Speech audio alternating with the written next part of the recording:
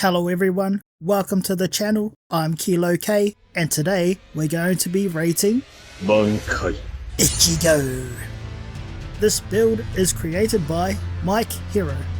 As always, I'll be going over the pros and cons of this build and giving my opinions on it. If you don't know who Mike Hero is, then I suggest that you go check his channel out. That should show up on the screen right here. This creator has created cosplay builds like Kratos, Wolverine, Sephiroth, and so much more.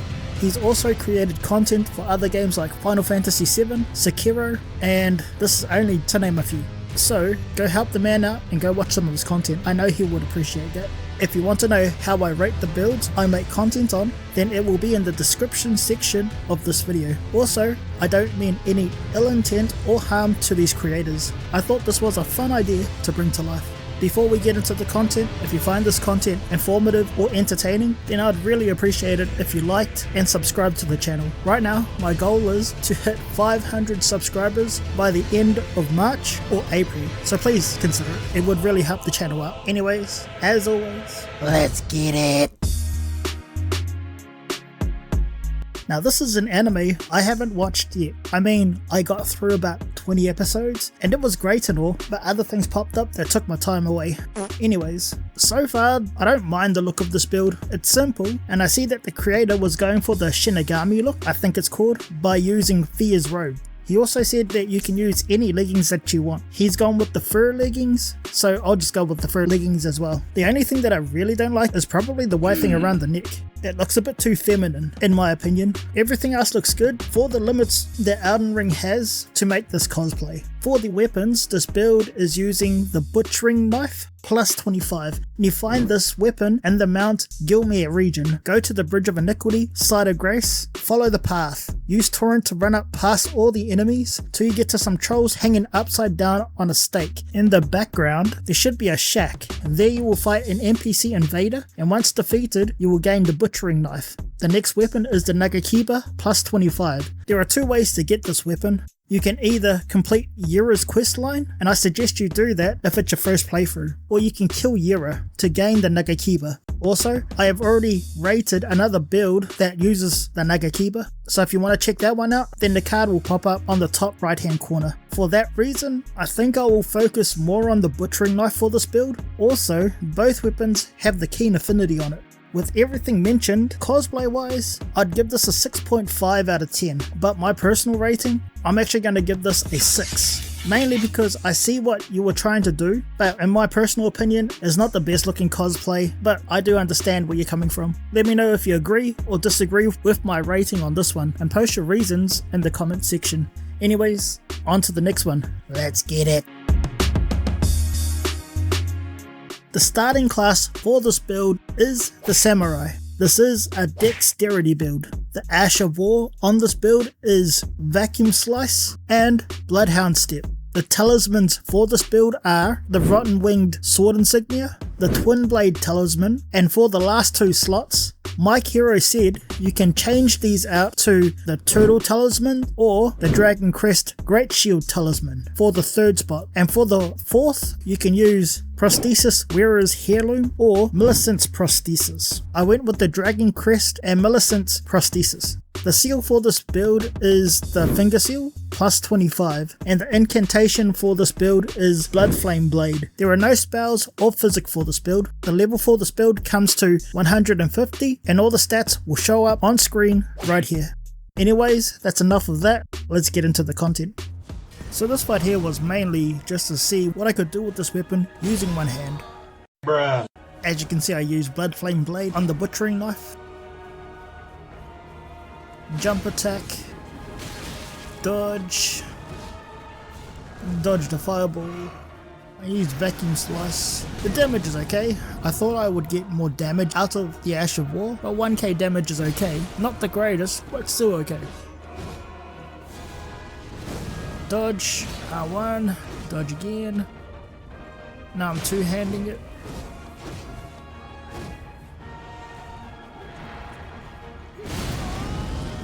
I was way off.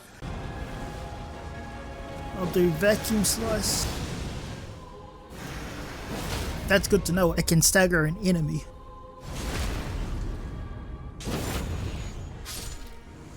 we always gotta put in the omens. The omens are a decent enemy, so I really can't complain with them. 1400. It must be because I hit him with the sword and the Ash of War at the same time. Interesting. Also, in this clip, I'm two-handing the weapon.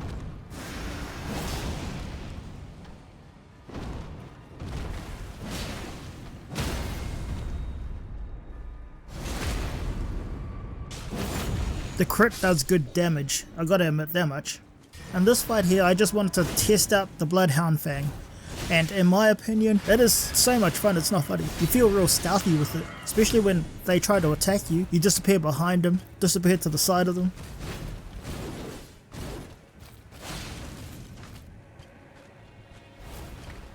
You sure about that? I just got blocked then, funny. That's what I love about Bloodhound Fang. As soon as they attack, you do it and you get right behind them or you just go to the side of them. So cool.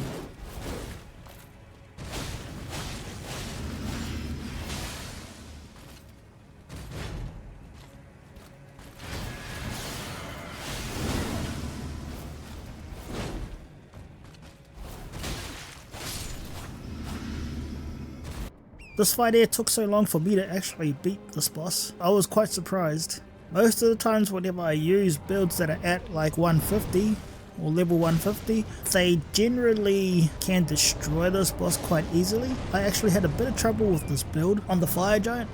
Also, there was just a lot of the fire giant running away, then I'm having to chase him. It's actually quite an annoying fight, but that is what it is.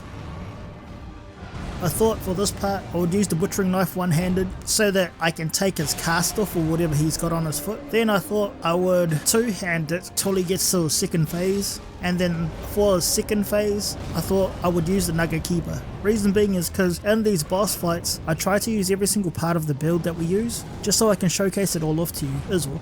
Not gonna lie though, the R2 when you're two-handing the butchering knife, it has such little range, it's not funny. It's the way the animation is. They should have changed that up.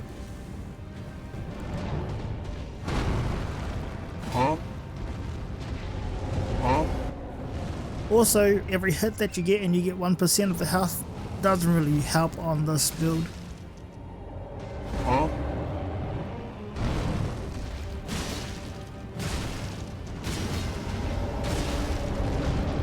So I'll just keep hitting, keep repeating. I keep going on the horse just to try get there a bit faster because this was taking so long, this fight. It really was. But we'll eventually get there.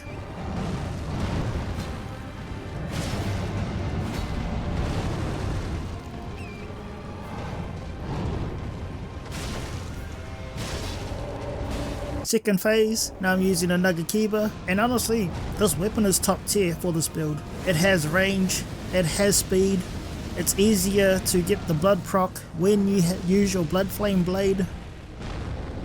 Let's see what we can do, we'll keep going.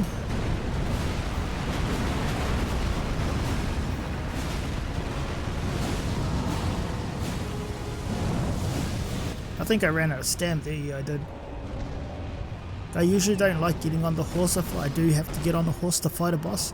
I usually like fighting them with my feet kind of thing, or just running to them naturally.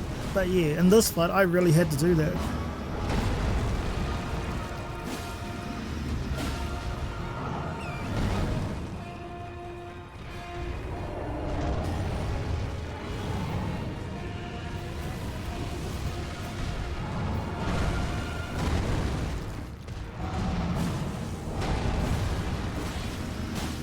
One more hit, and there we go. The AOW Vacuum Slice does alright damage, coming in at 1k. It's not the best damage wise, but for a ranged attack it's decent. It can also stagger an enemy, getting you a free critical attack. Also, if you are close enough, you can get more damage with the Vacuum Slice if the sword and wind slice hits the enemy, and the damage comes to about 1.4k. So this was something to mention. A charged R2 attack with one hand comes to roughly 1k, and two-handed it comes to 1.1k damage. This attack also has infinite hyper armor when it's two-handed, but has very little range to it, so it's something to mention. R1 and jump R2 will be your go-to attacks for this build, apart from the AOW. I do love the feel of the Bloodhound step. You almost feel that you can slip past anything when in animation. I also think it has roughly 30 iframes, but if I'm wrong, then correct me in the comment section. Bloodflame Blade is a great incantation as well, and if the bleed effect procs, you can take off massive damage to your enemies. Now here are the cons for this build.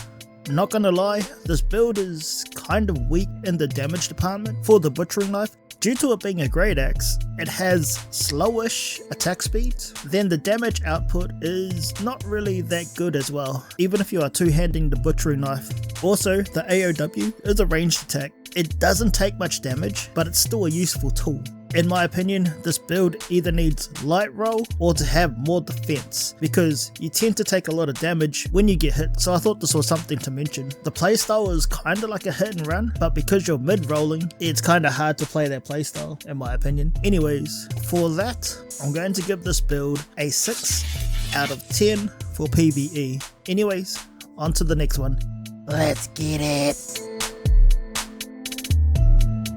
This build here was made for PvE. With that being said, let's get into the content. So I did have a few games with this build before I actually recorded, just to try get a feel for how you play the build. And in all honesty, I had to use these buffs with the butchering knife just to try keep everything on the same playing field in a sense, but that was just through my personal experience. I used a freezing pot, used another freezing pot to try get the freeze effect on him, and we eventually get it.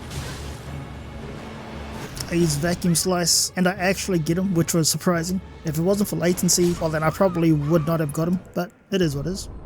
GG's.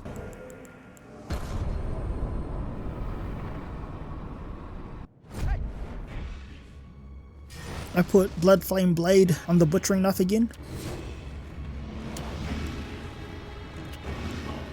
I try to use the freezing pot to get the debuff of my opponent. I dodge.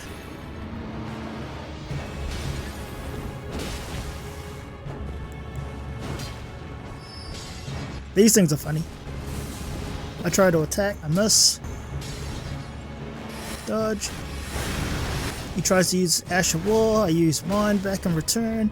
We both trade. He gets the better of the trade with more damage.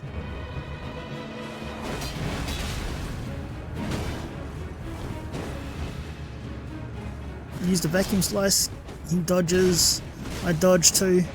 I attack. Trade. Attack him again. He actually gets to freeze on me with the freezing pot. I dodge, and then we use vacuum slice and GG's. The emotes at the end I use, I'm trying to replicate how ICHIGO is like, because I know that he's kinda cocky and his natural abilities as a swordsman. This time I used the Nagakiba because I wanted to test out Bloodhound Step. As you can see again, I used all the buffs. I'm surprised that they let me use them, so thank you to all the opponents.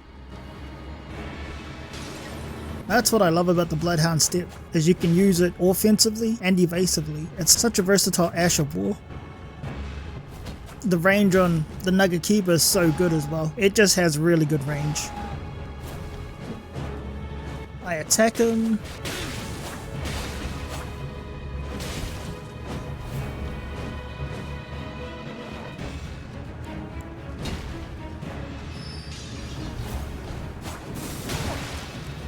He's actually getting some decent hits on me. He's trying to get me up close, but he just can't. Ash of War. Ash of War.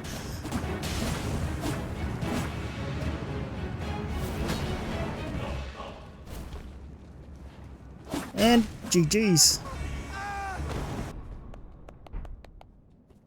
Not gonna lie, I really did have a hard time with this build, trying to get some wins. We eventually got some in the end.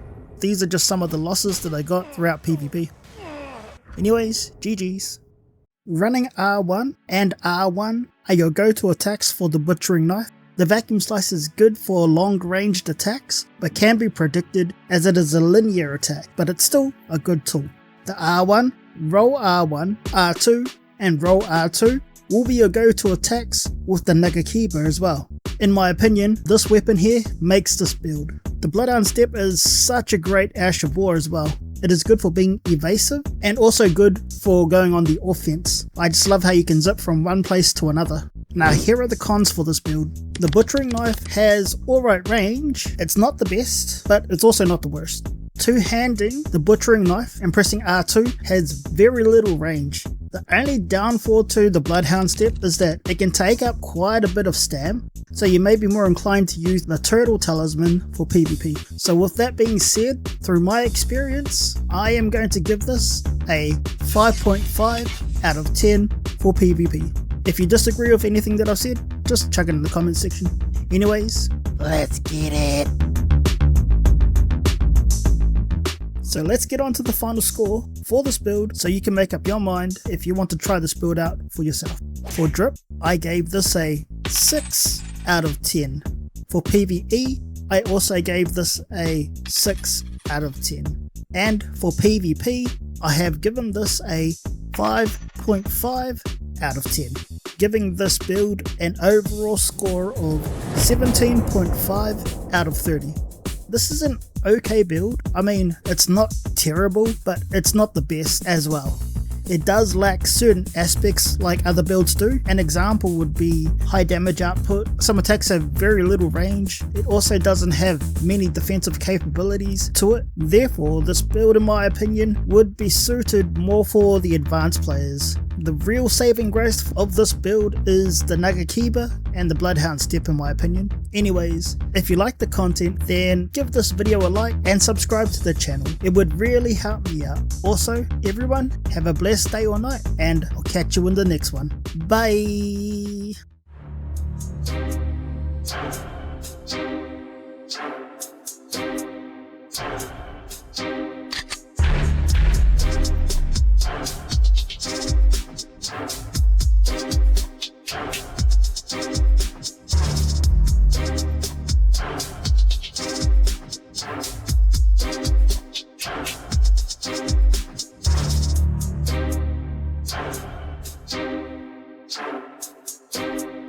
You